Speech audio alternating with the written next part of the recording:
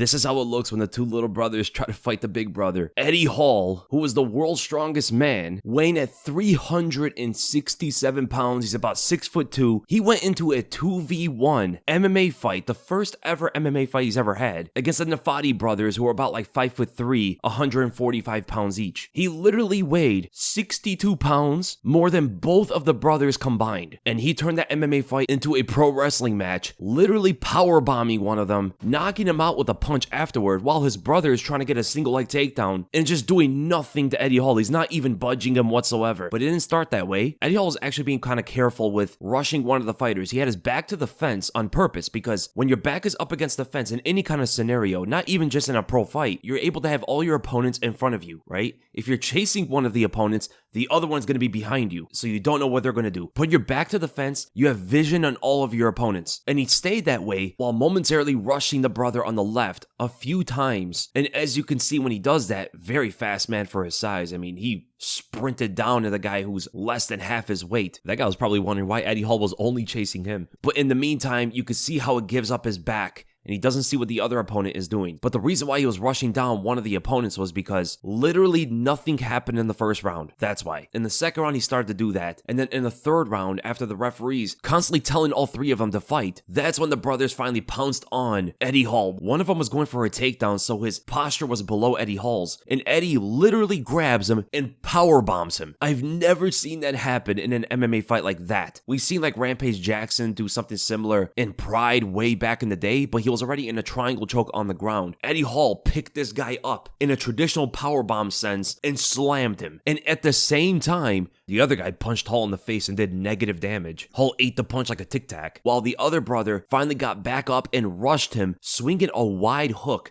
leaving his chin exposed while he's doing that. Very poor technique, and in fact, not only was Eddie Hall by far stronger than the other two, but he had better technique than the other two as well. He was a better fighter while also being way bigger than them. That's a nightmare for any opponent in the cage. At the very least, you want to have the technique advantage over the bigger guy, because technique and skill is usually the equalizer when we're talking about size. But when the bigger guy is more technical and skilled than you are, you're not going to be able to beat him. Even in a 2v1 like this, two fighters are going to lose to a bigger, more skilled fighter most of the time. And that's exactly what happened. So when one of them was swinging that big hook, Eddie Hall just put that lunchbox he calls a right hand on Neffati's chin, knocked him out cold. And at the same time, the other brother was grabbing onto his leg and trying to knock him off balance. That is so insane to see. Knocking out one of your opponents at the same time the other one is trying to wrestle you to the ground, that's like movie stuff. But so is this fight. And if one of them gets knocked out, it turns into a 1v1. And of course, one of the Neffati brothers had no chance on defeating Eddie Hall in a 1v1. If he can't beat Eddie Hall in a fight 2v1, how is he going to beat Hall by himself? So he just ran away constantly, wasn't trying to fight Eddie Hall, and Hall eventually ran at him. The guy fell to the ground, and the fight would just stop from there. It was unnecessary to see Eddie Hall just start ground and pounding this guy. I mean, even before he threw any punches, he signaled to the ref, he's like, yo, just stop this. Like, there's no reason for me to just start landing Donkey Kong ground and pound punches. He threw 2 punches at the guard. He didn't really throw him with that much power, and the ref just stopped the fight. That was such a spectacle. That was one of the craziest fights ever made, and the World Freak League puts on these kind of fights for you guys. If you're a fan of freak show fights, World Freak Fight League is where you want to watch these. This could kind of translate into what would happen outside of a professional fight. You know, if these guys were actually going at it, it would look even worse than this, because that guy would not have been powerbombed on the canvas. It would have been a much harder surface, and when he got knocked out, he would have potentially face planted on something harder than canvas, most likely, and the ref would not be able to save the other guy when he was left alone with Eddie Hall. This is why size absolutely matters in fights, and also why skill matters so much. Again, Eddie Hall was not only bigger than the two, he was much more skilled as well. The guy's been training boxing for a while, and he's actually been putting in hours in the gym to get better as a fighter. Whereas it looked like the Neffati brothers didn't really train nearly as much as Eddie Hall has. So if you guys enjoyed the breakdown, make sure you give the video a like, make sure to subscribe, hit the bell for notifications, and I'll see you guys in the next video.